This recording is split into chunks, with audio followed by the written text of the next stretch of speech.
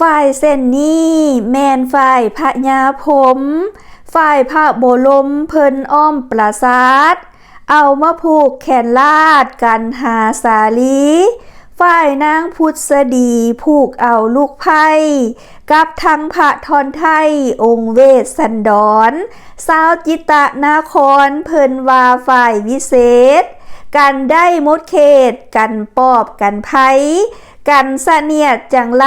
ได้ถึงห้อยแปดกันทั้งแซดกันโลกกันจรพระญาธรเสกมนต์คมไม้ผูกเอาแก้วแกนไทยให้เป็นใหญ่คูนเฮือนคูนซาน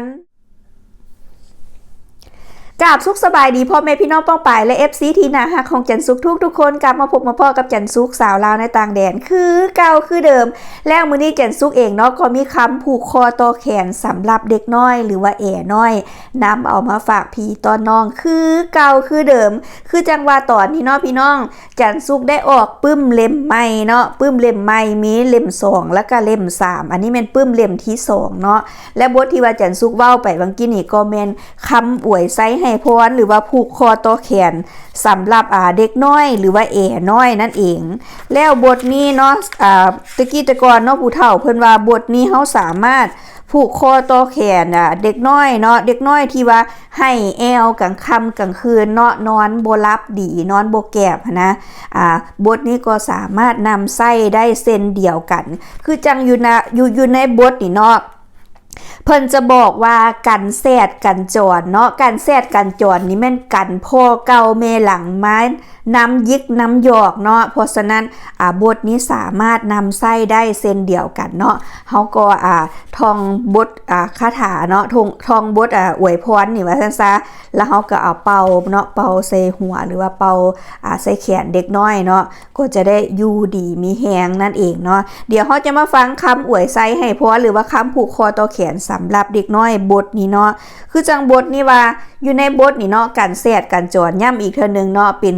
กันพ่อเก่าแม่หลังบ่ให้มานำยิกน้ำหยอกบ่ให้มานำกวนเด็กน้อยเนาะเพราะฉะนั้นทุกคนอย่าลืมเอาไปผูกคอต่อแขนให้ลูกให้เต้าให้ลูกให้หลานของเฮาก็จะได้อยู่ดีมีแฮงเป็นคนคำพูดของพ่อของแม่เลี้ยงง่ายใหญ่สูงนั่นเองเนาะ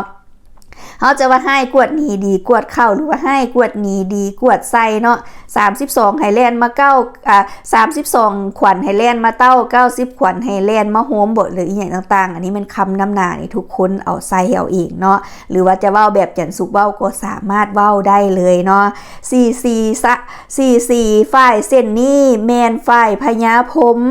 ฝ่ายพระบ่อล้มเพิ่นอ้อมปราสาทเอามาผูกแขนลาดกันหาสาลีฝ่ายนางพุทธดีผูกเอาลูกไผ่กับทั้งพระทอนไทยองค์เวสสันดรสาวจิตะนาครเพิ่นว่าฝ่ายวิเศษกันได้มดเขตกันปอบกันไผกันเสนียดจังไรได้ถึงห้อยแปดกันทั้งแซดกันโลกกันจรพระญาธรเสกมนต์คมไม้ผูกเอาแก้วแกนไทยให้เป็นใหญ่คูนเฮือนคูนซานจงมีอายุวันโนสุขังพลังมันยืนอยู่ในบทอวยพรบทนี้จะมีครบเนาะมีทั้งองค์เวสสันดรแล้วก็มีทั้งพระญาธรเสกมนต์คมไม้เนาะเป็นพระญาธรเนาะพญาธรเนาะค่ะอยู่ในคำอวยพรนี่กล่าวถึงพญาธรแล้วก็สิ่งใดเนาะก็จะย่านแล้วก็เก่งกลัวเนาะพญาธรเพิ่นมีฤทธิ์มีเดชเนาะเพิ่นเสกไม้ให้เป็นเสกต้นไม้หรือว่าเสกหากไม้เนาะให้เป็นยาวิเศษหรือว่าเพิ่นมี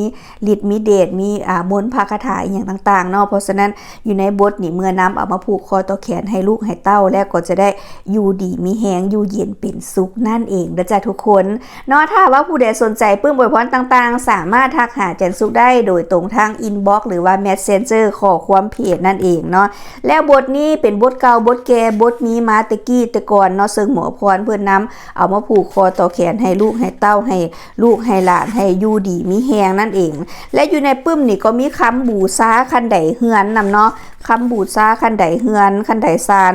แล้วก็นอกจากนั้นก็ยังมีคำตอกตะปูหรือว่าตอกซิว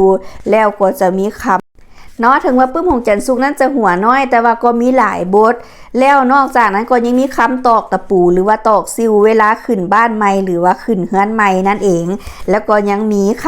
ำทักทายความฝันขึ้นบ้านใหม่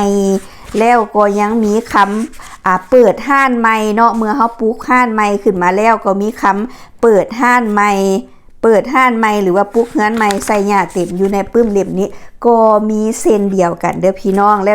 นอกจากนั้นก็ยังมีคำอวยไส้ให้พรผู้บ่าวผู้สาวที่ว่าบ่ทันได้แต่งงานก็มีเหมือนกันเนาะอยู่ในปึ้มนี้จันสุกจะเฮ็ดละเอียดและนอกจากนั้นอยู่ในปึ้มเล่มนี้ก็ยังมีอวยไส้ให้พรครูบาอาจารย์พระเนนและก็ยังมีคำอวยไส้ให้พรออกตนญาติโยมจังซี่ก็มีในปึ้มเล่มนี้เลยเนาะ